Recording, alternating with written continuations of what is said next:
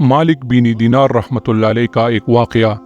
जाफ़र बिन सुलेमान रहमतुल्लाह अलैह कहते हैं कि मैं हज़रत मालिक बिन दीनार रहमतुल्लाह अलैह के साथ एक दफ़ा बसरा में चल रहा था। एक आलीशान महल पर गुज़र हुआ जिसकी तामीर जारी थी। एक नौजवान बेटा हुआ मेअमारों को हिदायत दे रहा था कि यहाँ पर ये बनेगा, वहाँ पर ये बनेगा। मालिक बिन दीनार रहमतुल्लाह अलैह उस नौजवान को देखकर फरमाने लगे कि ये शख्स कैसा हसीन नौजवान है और किस चीज़ में फंस रहा है, इसको इस तामीर में कैसा इन्हिमाक है। मेरी तबीयत पर यह तकाजा है कि मैं अल्लाह से इस नौजवान के लिए दुआ करूं कि वो इसको इस जगड़ से छुड़ाकर अपना मुखलिस बंदा बना ले। कैसा अच्छा होगा अगर ये जन्नत के नौजवानों में बन जाए। जाफ़र चल इस नौजवान के पास चले। जाफ़र कहते हैं कि हम दोनों उस नौजवान के पास गए, उसको सलाम किया, उसने सलाम का जवाब दिया। वो मालिक रहमतुल्लाह अलैह से वाकिफ़ था मगर मालिक रहमतुल्लाह अलैह को पहचाना नहीं। थोड़ी देर में पहचाना तो खड़ा हो गया और कहने लगा, कैसी तशरीफ़ आवरी हुई। मालिक रहमतुल्लाह अलैह ने फरमाया, तुमने अपने इस मकान में किस कदर रुपया लगाने का इरादा किया है। उसने कहा 1 लाख दिरहम। मालिक रहमतुल्लाह अलैह ने फरमाया, अगर तुम ये 1 लाख दिरहम मुझे दे दो तो मैं तुम्हारे लिए जन्नत में एक मकान का जिम्मा लेता हूँ जो इससे बदरजहा बेहतर होगा।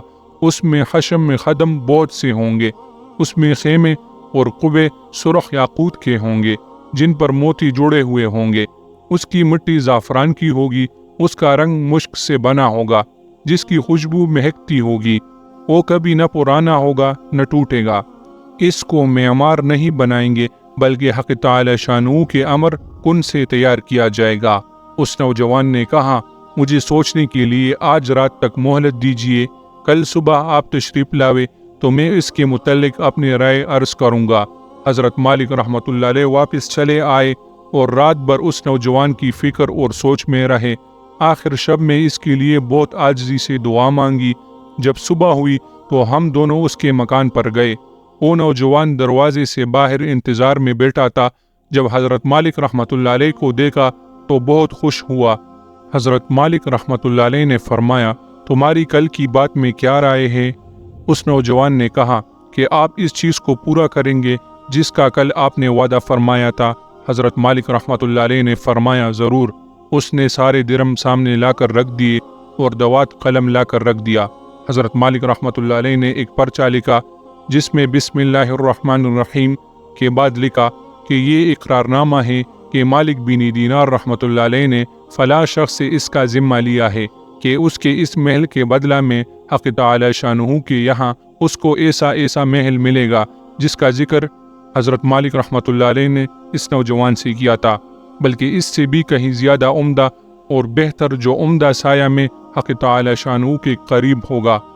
ये पर्चा लिखकर उसके हवाले कर दिया और 1 लाख दिरहम उससे लेकर चले आए। जाफ़र रहमतुल्लाह अलैह कहते हैं कि शाम को हज़रत मालिक रहमतुल्लाह अलैह के पास उसमें से इतना भी बाकी न था कि एक वक़्त के खाने ही के काम आए। इस वाक़या को 40 दिन भी न गुजरे थे कि एक दिन हज़रत मालिक रहमतुल्लाह अलैह जब सुबह की नमाज से फारिग हुए तो मस्जिद की मेहराब में एक पर्चा पड़ा देखा। ये वही पर्चा था जो मालिक रहमतुल्लाह अलैह ने उस नौजवान को लिख कर दिया था और उसकी पुश्त पर बग़ैर रोशनाई के लिखा हुआ था कि ये अल्लाह की तरफ से मालिक बिन दीनार रहमतुल्लाह अलैह के ज़िम्मे के बारे में है जिस मकान का तुमने उस नौजवान से ज़िम्मा लिया था।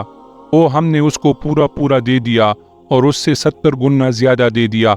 हज़रत मालिक रहमतुल्लाह अलैह उस पर्चा को पढ़कर मुतहय्यर से हुए। उसके बाद हम उस नौजवान के मकान पर गए। वहाँ मकान पर सियाही का निशान था जो शोक की अलामत के तौर पर लगाया हुआ था और रोने की आवाज़ें आ रही थी। हमने पूछा तो मालूम हुआ कि उस नौजवान का कल गुज़िश्ता इंतकाल हो गया। हमने पूछा कि उसका गुस्ल मैयत किसने दिया था। उसको बुलाया गया। हमने उससे उसके नहलाने और कफनाने की कैफियत पूछी। उसने कहा कि उस नौजवान ने अपने मरने से पहले मुझे एक पर्चा दिया था और ये कहा था कि जब तू मुझे नहलाकर कफन पहनाए तो ये पर्चा उसमें रख देना। मैंने उसको नहलाया, कफन पहनाया और वो पर्चा उस कफन में और बदन के दरमियान में रखा। हज़रत मालिक रहमतुल्लाह अलैह ने वो पर्चा अपने पास से निकाल कर उसको दिखाया। वो कहने लगे कि ये वही पर्चा है, कसम है उस ज़ात की जिसने इसको मौत दी। ये पर्चा मैंने खुद उसके कफन के अंदर रखा था। یہ منظر دیکھ کر دوسرا نوجوان اٹھا اور کہنے لگا کہ مالک رحمۃ اللہ علیہ، آپ مجھ سے 2 لاکھ درہم لیجئے اور مجھے بھی پرچہ لکھ کر دیجئے۔ حضرت مالک رحمۃ اللہ علیہ نے فرمایا کہ وہ بات دور چلی گئی، اب نہیں ہو سکتا، اللہ جل شانہ جو چاہتا ہے وہ کرتا ہے۔ اس کے بعد جب بھی مالک رحمۃ اللہ علیہ اس نوجوان کا ذکر فرماتے تو رونے لگتے اور اس کے لیے دعا کرتے۔